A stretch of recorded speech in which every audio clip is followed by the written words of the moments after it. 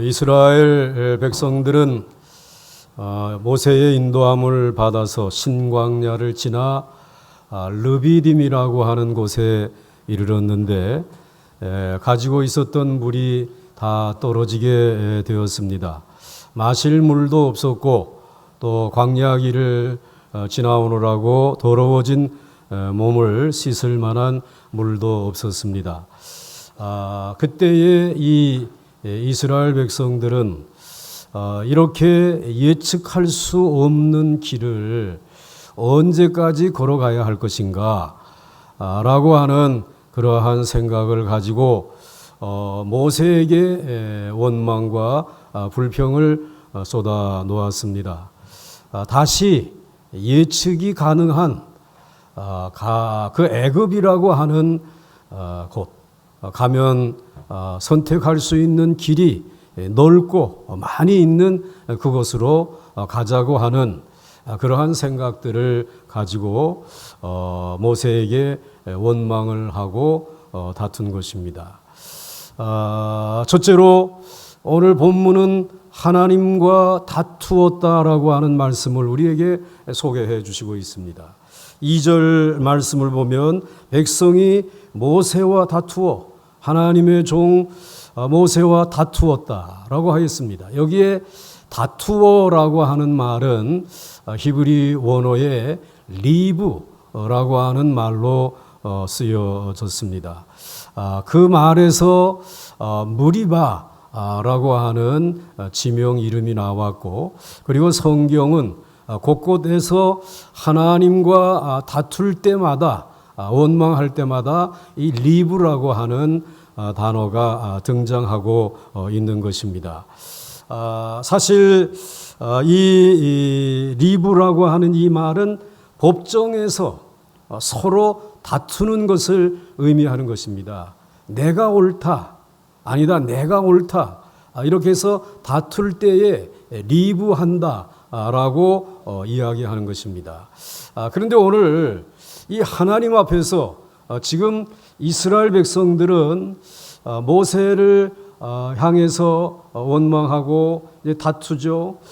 왜 대책도 없이 물도 없는 이곳에 또 데리고 나오려고 하게 되면 어디쯤 가면 물이 있다라고 하는 이런 계획들을 좀 가지고 우리를 인도해야지, 우리를 이게 물 없는 곳에 와서 우리를 죽게 하려고 하느냐라고 모세와 다투는 것입니다. 그런데 또 모세 입장에서는 그들의 말이 옳기는 옳아요. 너무 저들에게 대책 없이 그저 하나님이 말씀하시기 때문에 우리 광야로 나가야 된다라고 이끌고 나왔기 때문에 이 모세도 사실은 할 말은 없습니다. 그렇지만 하나님이 명령하신 길이기에 이곳에 순종해서 왔는데, 지금 이렇게 다투다가 이스라엘 백성과 이렇게 모세가 다투다가 여기에서 이 다툼으로 인해서 다시 애굽으로 돌아간다든지 아니면 여기에 그냥 주저앉아 앉아버리게 되면 이것도 아니고 저것도 아닌, 죽도 밥도 아닌 것이 되어지니까 이게 더 어려워진다 라고 하는 것입니다.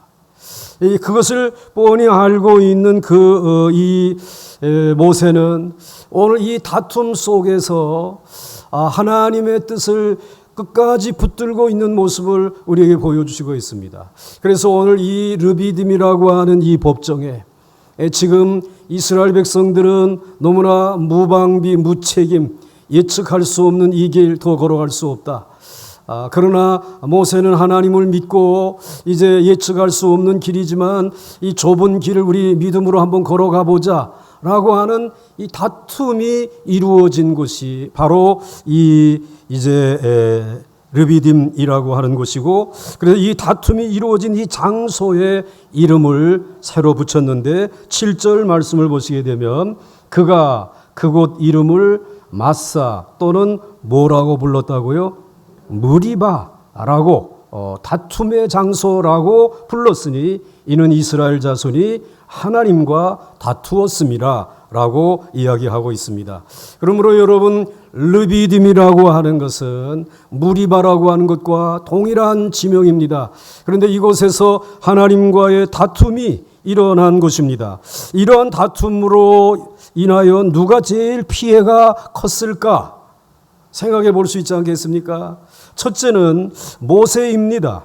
이스라엘 백성들로부터 공격을 당하고 욕을 먹었으니 1차 피해자는 바로 모세라고 말할 수 있습니다. 또 그렇다고 해서 이스라엘 백성들이 피해가 없느냐? 이스라엘 백성들도 피해가 있습니다. 지금까지 모세만 믿고 온갖 고생을 참으면서 따라왔는데 결과적으로 고생을 실컷 하고 아무것도 얻는 것이 없습니다. 이제 여기에서 곧 죽을 것 같습니다. 그러니 그들의 마음의 상처는 뭐라고 표현할 수 없는 것입니다. 그러나 오늘 이럴 때에 이렇게 모세가 피해를 당하고 이스라엘 백성들도 마음의 상처를 입고 이랬을 때 이 어려움을 해결해 줄 수 있는 것은 사람에게 없습니다. 이때에 이 문제를 해결할 수 있는 길은 하나님만 해결할 수 있어요. 그래서 하나님 앞에 나아가야 하는 것입니다. 그래서 모세가 이제 하나님 앞에 나아가서 4절 말씀해 보게 되면 부르짖어 기도하며 하나님의 도움을 구하고 있습니다. 모세가 여호와께 부르짖어 이르되 내가 이 백성에게 어떻게 하리이까 라고 기도하였습니다. 사랑하는 성도 여러분, 오로지 하나님의 말씀만 의지하고 예측할 수 없는 좁은 길을 하나님의 말씀대로만 따라가는 자와 늘 이제 예측할 수 있는 길, 애굽을 마음의 삶의 기준으로 삼고 살아가고 있는, 그래서 이 자기의 이성을 따라서 신앙생활을 하는 자들은 생각이 결코 같을 수가 없는 것입니다. 결국 이 둘 사이에는 다툼이 일어나는 것입니다. 다툼이 일어나는 그 가정, 다툼이 일어나고 있는 교회, 다툼이 일어나고 있는 여러분의 마음을 오늘 성경은 무리바라고 말씀하고 있는 것입니다. 오늘 여러분의 심령 안에 있는 이 무리바의 현주소를 확실히 여러분들이 확인하시고 이 무리바의 이 자리에서 여러분의 힘으로는 해결할 수 없음을 기억하시면서 여호와 하나님에게 모세가 부르짖었던 것처럼 부르짖을 수 있기를 주의 이름으로 축원합니다. 하나님만 해결하실 수 있는 것입니다. 둘째로 대적하는 자들을 두려워하지 말라. 하나님은 말씀하고 있습니다. 왜 하나님과 다투는 것입니까? 왜 이스라엘 백성들이 모세와 다투는 것입니까? 오늘 그들의 눈에는 하나님 중심으로 사는 자가 어리석어 보이기 때문에 그렇습니다. 말도 안 되는 방법을 가지고 삶을 지금 살아가는 그 모습이 어리석어 보이기 때문에 다투는 것입니다. 이런 대책이 없이 하나님만 믿고 수백만 명이 덜컥 사막으로 들어와서 돌아다닌다는 것이 말이 됩니까? 이것은 다 죽으라고 하는 소리나 진배 없습니다. 결국 이스라엘 백성들은 하나님의 계획과 능력을 믿지 못해서 망할 것 같은 위기감에 사로잡혀 있는 것입니다. 모세를 따라가면 꼭 비참하게 죽을 것만 같습니다. 모세가 하는 짓이 무책임하고 대책이 없기 때문에 저절로 입에서 욕이 튀어나오는 것입니다. 이러한 대적들이 모세를 향하여 달려들지 않겠습니까? 이러한 대적들이 오늘 오직 믿음의 길, 좁은 길을 걸어가는 이들에게 달려들지 않겠습니까?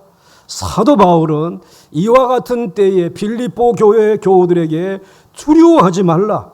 빌립보서 1장 28절 상반절 말씀에 무슨 일에든지 대적하는 자들 때문에 두려워하지 아니하는 이 일을 듣고자 함이라 라고 말씀하고 있습니다. 여러분, 사도 바울이 2차 선교 여행에 제일 유럽의 첫 성 빌립보에 도착했을 때 빌립보에 복음을 전하는 것입니다. 그런데 여러분, 빌립보라고 하는 것은 헬라라고 하는, 그 당시 온 세계의 이 헬레니즘이 온 세계를 지배하고 있을 때에 이성이라고 하는 것, 합리적인 철학이라고 하는 것이 왕노릇하는 그 세상에서 오늘 예측할 수 없는 믿음을, 하나님의 말씀을, 계시의 말씀을 그들에게 전하게 되어졌을 때에 얼마나 많은 사람들이 대적하지 않았겠습니까? 어찌하여 믿을 수 없는, 우리의 이성으로 받아들일 수 없는 이와 같은 진리를 전하느냐라고 하면서 신앙생활을 하는 사람들까지도 이 빌립보 교회 성도들을 대적한 것입니다. 정신이 없다라고 대적을 했습니다. 그런데 이러한 대적들의 공격을 받았을 때에 오늘 사도 바울은 빌립보 교회 교우들에게 무슨 일에든지 대적하는 자를 인하여 두려워한다고 하는 소식을 너희 빌립보 교회 교우들을 통해서 내가 듣고 싶지 않다. 다른 말로 말하게 되면 두려워하지 말란 말이야. 흔들리지 말라라는 말이야. 철저하게 하나님의 말씀을 끝까지 붙들라라고 하는 것입니다. 왜냐하면 오늘 이러한 대적들이 나타나는 것은 바로 하나님으로부터 나온 일이기 때문이라는 것입니다. 빌립보서 1장 28절 하반절 말씀을 계속 읽어보게 되면 이것이 그들에게는 멸망의 증거요 너희에게는 구원의 증거니, 즉 이제는 선택의 길이 많이 있는 넓은 길, 그것은 멸망의 길이라는 것이에요. 그러나 너희들 이성으로는 받아들일 수 없지만 믿음으로 하나님의 말씀을 의지하고 붙드는 이 길이 너희에게는 구원의 증거니, 이것은 누구로부터 난 것이라고요? 누구로부터 난 것이라고요? 하나님으로부터 난 것이라는 것이에요. 예측할 수 없는 좁은 길을 믿음으로 걸어가는 것이 하나님께로부터 난 길이라는 말이에요. 아멘이십니까? 이게 하나님께로부터 난 구원의 길이라고 오늘 말씀하고 있습니다. 여러분, 우리에게도 이런 일이 종종 있습니다. 그래서 여러분들이 정말 예측할 수 없는 믿음의 길을 걸어갈 때에 수많은 대적들에게 공격을 받습니다. 정말 믿지 아니하는 부모나 믿지 아니하는 형제나 또는 이와 같은 세상을 통해서 무모할 정도로 하나님의 말씀만 붙들고 살아가는 여러분을 향해서 무지하다라고, 어리석다라고 여러분의 마음을 아프게 하고 여러분을 조롱하는 그와 같은 자리에 여러분이 서게 될 것입니다.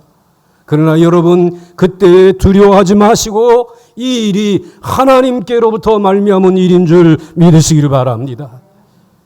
바로 그때 여러분들이 지금 살아가고 믿음의 길을 걸어가는 것은 바르게 걷고 있다고 하는 사실을 여러분들이 기억해야 하는 것입니다. 사도 바울은 그래야 참으로 하나님을 믿는 자들과 그렇지 않은 자들 사이에 구분이 생긴다라고 하는 것입니다. 그러므로 우리가 모든 사람에게 좋은 소리를 듣고 칭찬받는 것이 결코 좋은 일이 아닙니다. 우리는 인간적인 생각을 가진 사람들로부터 당신 너무 무모할 정도로 신앙생활하고 있어, 이 이야기 들어야 된다는 거예요. 미래에 대하여 아무런 대책이 없는 것, 그것 꼭 내가 알아야 된다고 이런 비난을 받습니다. 당신이 하는 것은 비합리적이어서 도무지 신뢰가 되지 않는다라고 하는 그러한 비방을 받는다는 것입니다. 늘 우리는 이러한 욕을 먹어야지만 된다는 거예요. 이게 하나님께로부터 말미암은 우리의 삶이라는 것입니다. 우리에게 이것이 없다면 그 신앙은 죽은 신앙이에요. 신앙 같지만 결국은 죽은 신앙. 뜨거운 것 같지만 사실은 너무나 냉랭한 신앙이란 말씀이죠. 여러분, 반드시 누군가로부터 시비가 들어올 수 있습니다. 내가 아무리 성경대로 잘 살려고 애써도 그러면 그럴수록 공격이 들어올 수 있습니다. 그때서 우리에게 다툼이 생길 때에 두려워하지 말아야 한다는 것입니다. 사랑하는 성도 여러분, 모세는 이런 어려움을 모세 자신이 해결할 수 없었습니다. 왜냐하면 모세는 하나님의 말씀에 순종했을 뿐이고 또 이런 절망적인 상황으로 이끄신 분은 모세가 아니라 하나님이었습니다.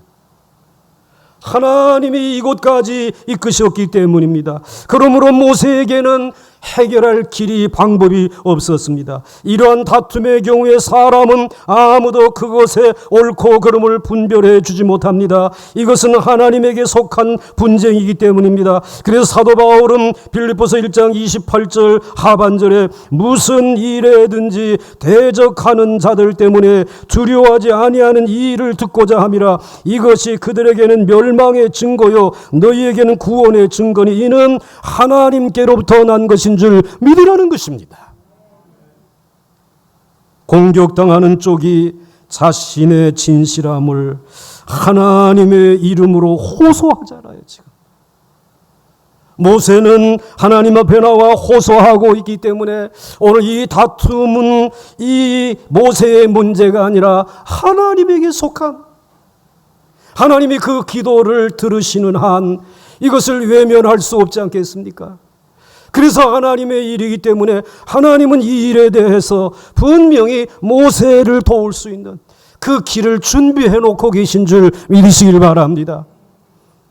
사랑하는 성도 여러분, 여러분에게 신앙적인 박해가 오고 여러분이 바른 신앙을 가지고 살려 함에도 불구하고 여러분을 대적하는 일들이 있을 때에 이것을 인간적으로 방어하려고 하는 것은 실패하는 방법입니다. 우리가 신앙적인 박해를 당할 때에 이 문제의 옳고 그른 것은 하나님 앞에서 다루어질 성질의 것입니다.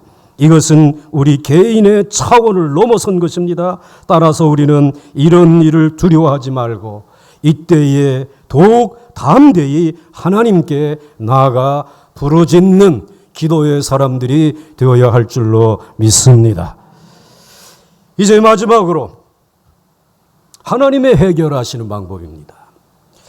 여러분, 하나님에게 패역하는 것, 즉 이 지금 이 르비딤에서 하나님을 향해서 원망하고 불평하고 하나님의 종 이 모세와 다투는 것은 이건 하나님에게 패역하는 것입니다. 그런데 하나님에게 패역하게 되면 죽음만 기다리고 있는 것입니다. 이스라엘 백성들이 끝까지 이제 하나님의 인도하심을 불신하고 모세를 핍박한 죄는 저주와 죽음밖에 없는 것입니다. 여러분들이 한 500여 년 전에만 이 세상에 태어나셔도 이것을 잘 이해할 수 있습니다. 왕은 지존하신 분이잖아요. 그런데 왕의 명령이 있는데 그 왕의 명령에 불순종을 하고 그리고 왕과 논쟁하고 다투려고 하게 되면 이 패역한 놈 그리고 저놈을 끌어내어 가지고 능지처참하라. 다 찢어서 죽이는 거예요. 그렇기 때문에 왕에게 반역하고 패역하는 것은 저주와 죽음만 기다리고 있는 거예요. 그러니까 오늘 이스라엘 백성들이 그 전능하신 하나님에게 패역한 것에 대한 결과는 저주와 죽음입니다. 패망밖에는 없는 것입니다. 이제 하나님은 드디어 모세와 이스라엘 백성들 사이를 판단하기 시작하는 것입니다. 이 법정에서 하나님이 판단하시는 것이죠. 5절 말씀을 보시게 되면 5절 말씀에 여호와께서 모세에게 이르시되 백성 앞을 지나서 이스라엘 장로들을 데리고 나일강을 치던 네 지팡이를 손에 잡고 가라 라고 말씀하고 있습니다. 참으로 의미심장한 순간입니다. 하나님은 지금 모세로 하여금 이스라엘 백성들 앞을 지나가라고 하는 것입니다. 이스라엘 백성들은 지금 모세와 다투고 있고 그리고 하나님과 다투고 있는 패역한 백성들입니다. 그런데 그 앞을 지나갈 때에 그냥 지나가지 말고 하나님께서 모세에게 들려주셨던 그 지팡이를 들고 그 앞을 지나가라고 하는 것입니다. 그리고 그 지팡이를 들고 앞을 지나갈 때 이스라엘의 장로들은 그 뒤를 따르라고 말씀하고 있는 것입니다.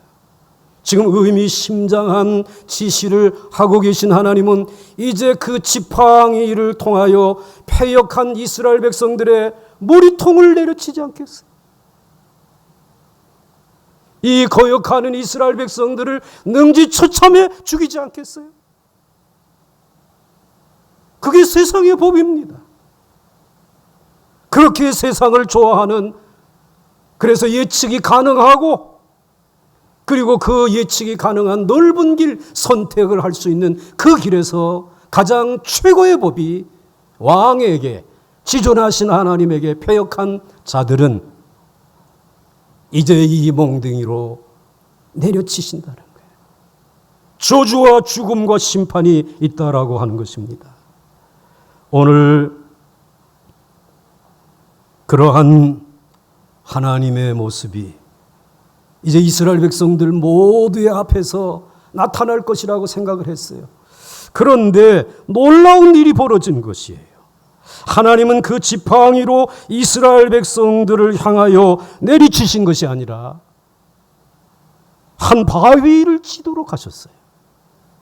그래서 여러분들 6절 말씀을 보시게 되면 내가 호렙산에 있는 그 반석 위 거기서 내 앞에 서리니 너는 그 반석을 치라. 그것에서 물이 나오리니 백성이 마시리라. 할렐루야. 누구를 치라고 했어요? 바위를 치라는 것이에요. 오늘 여기에 이 큰 바위가 여러분이 있습니다. 그런데 오늘 이 바위 위에 누가 서 계시다고 성경 기록하고 있습니까? 하나님이 그 앞에 서 있습니다. 그런데 그 하나님이 서 있는 그 바위 위에 서 있는 그곳에 모세가 나와가지고 그 지팡이를 가지고 칠 수가 있겠습니까? 그건 바위를 치는 것이 아니라 누구를 치는 것입니까? 하나님을 치는 것이죠. 저 같은 보잘것없는 목사가 여기에 서 있어도 누군가가 막대기를 가지고 나와서 이 앞을 내려치게 되면은 아마 그런 용기 있는 사람 별로 없을 것입니다. 그거는 반석을 치는 것이 아니라 하나님을 치는 것이에요. 이것은 다른 말로 말하게 되면 오늘 내가 이 지팡이를 가지고 이스라엘 백성을 내려쳐야 할 것이지만, 그런데 너희는 그 이스라엘 백성들을 향하여 모세에게 그 지팡이를 내려치지 말고 나를 치라는 거예요. 누구를 치라는 거예요? 하나님 자신을 치라는 거예요. 지금. 그래서 사도 바울은 오늘 이것을 고린도전서 10장 4절에서 이렇게 번역을 했습니다. 다 같은 신령한 음료를 마셨으니 이는 그들을 따르는 신령한 반석으로부터 마셨음에 그 반석은 곧 누구시라? 곧 누구시라? 이 반석은 사실은 그리스도세요. 그리스도는 누구이십니까? 눈에 보이는 하나님이십니다. 말씀이 육신이 되어 이 가운데 오신 그분은 동일한 하나님이십니다. 하나님은 서 계신 그 하나님은 보이지 않지만 하나님은 눈에 보이는 하나님 예수 그리스도를 보내주셔서 그 반석 위에 있으면서 이제 모세야 이스라엘 백성들을 내려치지 말고 저들을 심판하여 오늘 능지처참하지 말고 나를 쳐라. 그리고 나를 머리끝에서 발끝까지 다 찢어서 나를 다 찢어서 죽여라. 그러면 나에게서부터 쏟아지는 내 피가 이스라엘 백성들의 모든 반역의 죄를 씻을 것이다. 그 모든 저주가 저들에게 임하지 아니하도록 나는 성령의 생수를 저들에게 마시게 할 것이다. 그것이 여러분 예수 그리스도의 십자가이신 줄 아십니까? 십자가는 하나님이 우리를 구원하기 위하여 우리에게 허락해 주신 만세의 반석이었습니다. 그 반석이신 예수 그리스도께서 우리의 반역과 우리의 불순종 그래서 우리가 받아야 될 저주와 죽음과 모든 멸망과 심판을 대신 예수 그리스도께서 받으시고, 그리고 그곳에서부터 흘러나오는 성령의 강수로, 용서의 은혜로, 사죄의 은총으로, 은혜로 말미암을 수 없는 선물들을 믿는 자들에게 흘려보내 주신 줄 믿으시길 바랍니다. 우리는 그 물을 받아 마시면서 수없이 또 불순종하고 넘어짐에도 불구하고 오늘 이 자리에까지 그분의 은혜로 인도하심을 받으신 줄 믿으시길 바랍니다. 사랑하는 성도 여러분, 이것이 하나님의 법입니다.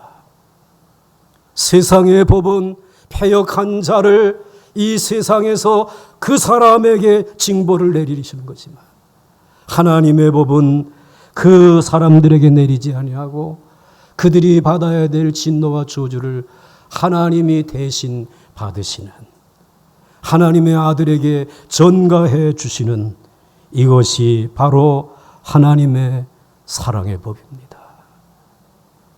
은혜의 법입니다. 우리를 살리는 진리의 법이라고 하는 것입니다. 얼마나 놀라운 은혜 중에 은혜 아닙니까? 정말 어메이징 그레이스입니다. 놀라운 일입니다.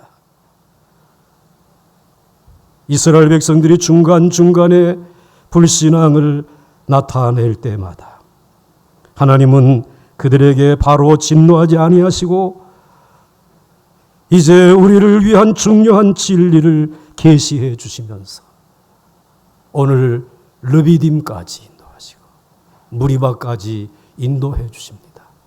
그 하나님은 여기에 멈추지 아니하고 적과 꿀이 흐르는 가나안 땅까지 인도해 주시면서 여전히 그분의 사랑을, 그분의 공률하심과 신실하심을 이스라엘 백성들에게 부어 주실 것입니다. 여러분, 우리도 하나님의 법정에 저주받을 죄인들입니다. 그러나 하나님은 우리를 치는 대신에 그리스도를 치셨습니다.